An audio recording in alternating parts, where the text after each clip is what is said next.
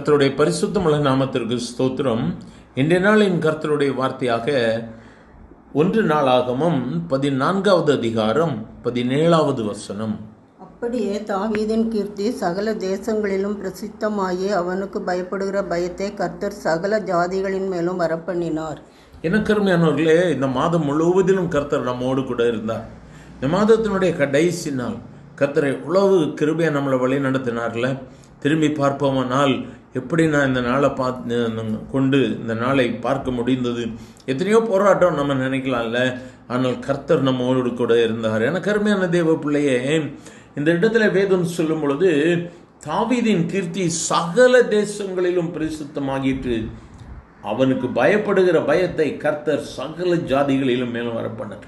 யார் அதை பண்ணினார்? கர்த்தர் வர பண்ணினார்.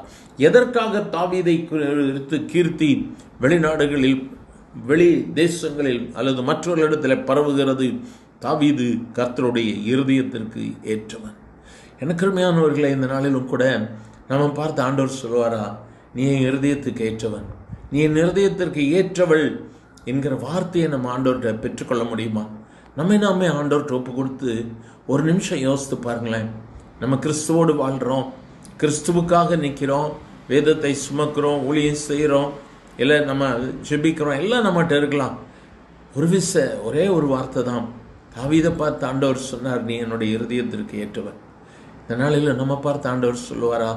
ஒருவேளை இல்லைன்னு சொன்னால் ஆண்டவர்கிட்ட திருப்பி கேட்கலாம், ஆண்டவரே நீங்கள் உங்கள் இருதயத்திற்கு ஏற்றவளாக என்னை மாற்றும் ஆண்டவரே. தாவீதின் கீர்த்தி சகல தேசங்களிலும் பிரசித்தமானபடியினால் அவனுக்கு பயப்படுகிற பயத்தை கர்த்தர் சகல ஜாதிகளின் மேலும் வரப்பண்ணுவார். இந்த நாளிலும் கர்த்தர் இந்த ஆசீர்வாதத்தை கேட்கிற ஒவ்வொருவர் மேலும் வரப்பண்ணுவார். ஆண்டவர்கிட்ட ஒப்பு கொடுக்கலாமா? ஆண்டவரே, உம்முடைய இருதயத்திற்கு ஏற்றவளாக என்னையும் இணைத்து கொள்ளும் ஆண்டவரே.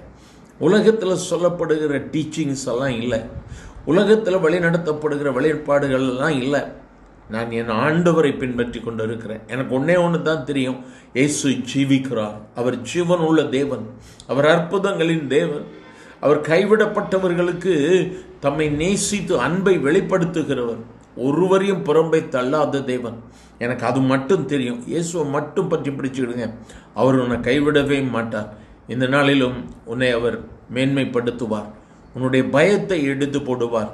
உன்னை குறித்த பயம் சமஸ்தானங்களுக்குள் இருக்கும். அவரை நோக்கி பார்க்கலாமா? எங்கள் அன்பின் ஆண்டவரை, ஆசீர்வதிக்கப்பட்ட இந்த காலை வேளைக்காக நன்றி. கிருபையாக வழி நடத்தி இந்த மாதம் முழுவதிலும் எங்களை தாங்கின தெய்வருக்காய் ஸ்தோத்திரம். இந்த நாளிலும் இந்த வார்த்தைகளை கேட்கிற உம்முடைய பிள்ளைகள் உம்முடைய இருதயத்திற்கு ஏற்றவர்களாக இணைந்து கொள்ளத்தக்கதான கிருபையை கொடுங்கப்பா. எவ்வளவோ பாடுகள், போராட்டங்கள், கஷ்டங்கள் இருக்கலாம், எல்லாவற்றையும் கர்த்தர் இந்த நாளிலே எடுத்து போட நீர் வல்லமை உள்ள தேவன். எல்லாவற்றையும் எடுத்து போட்டு உம்முடைய மேன்மையை கர்த்தர் உம்முடைய பிள்ளைகளுக்கு கொடுங்கப்பா. தாவீதுக்கு அருளின கிருபை, தாவீதுக்கு அருளின கிருபையை கேட்கிற ஒவ்வொருவருக்கும் கொடு. ஆசீர்வதியும். இயேசுவின் நாமத்தில் பிதாவே, ஆமேன், ஆமேன்.